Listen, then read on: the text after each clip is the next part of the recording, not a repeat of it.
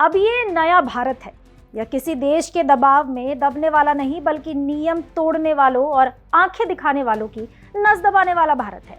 मैंने ऐसा क्यों कहा, आइए आपको बताते हैं विस्तार से। नमस्कार, आप देख रहे हैं भारत एक्सप्रेस। मैं हूं अमृता सिंह। भारत सरकार ने विदेशी चंदे को नियंत्रित करने के लिए foreign contribution regulation act FCRA में कई बड़े और सख्त संशोधन की तैयारी की है। इसका मुख्य उद्देश्य विदेशों से आने वाले पैसे पर कड़ी निगरानी रखना, फंड के गलत इस्तेमाल को रोकना और देश के भीतर वित्तीय पारदर्शिता लाना है। लेकिन जैसे ही भारत ने अपने नियम सख्त करने की ओर कदम बढ़ाया, वैसे ही अमेरिका जैसे शक्तिशाली देश की राजनीति में खलबली मच गई है। हाल ही में अमेरिका में डोनाल्ड ट्रंप की रिपब्लिकन पार्टी के सांसद रैली मूर ने भारत के इस प्रस्तावित कानून पर खुलकर आपत्ति जताई है। उन्होंने सोशल मीडिया पर लंबा चौड़ा बयान जारी करते हुए भारत के इस कदम को ईसाई समुदाय और धार्मिक चैरिटीज पर सीधा हमला करार दे दिया।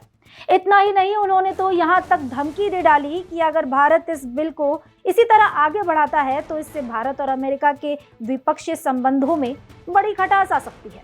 लेकिन अमेरिका शायद ये भूल रहा है कि आज का भारत अपनी विदेश नीति और आंतरिक फैसले को लेकर पूरी तरह आत्मनिर्भर है। भारत ने साफ कर दिया है कि वह अब किसी बाहरी ताकत की घुड़की या खोखली धमकियों के आगे झुकने नहीं वाला। यदि कोई देश भारत के आंतरिक मामलों में दखल देना या फिर भारत को दबाने की कोशिश करेगा तो भारत कड़ा जवाब देने से पीछे नहीं हटेगा।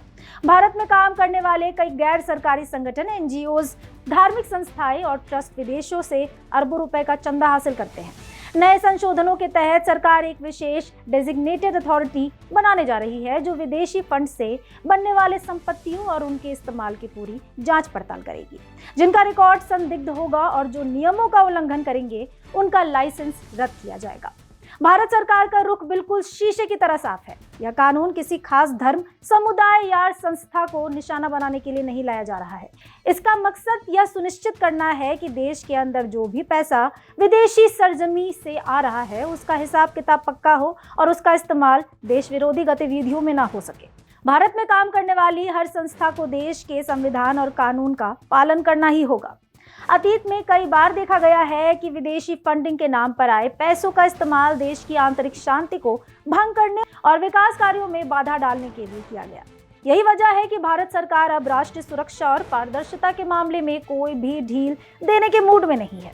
अमेरिका चाहे कितनी भी बयानबाजी कर ले, भारत अपने फैसले देश हित को ध्यान में रखकर ही लेगा। फिलहाल इस जानकारी में इतना ही। ऐसे तमाम खबरों के लिए देखते रहिए भारत एक्सप्रेस।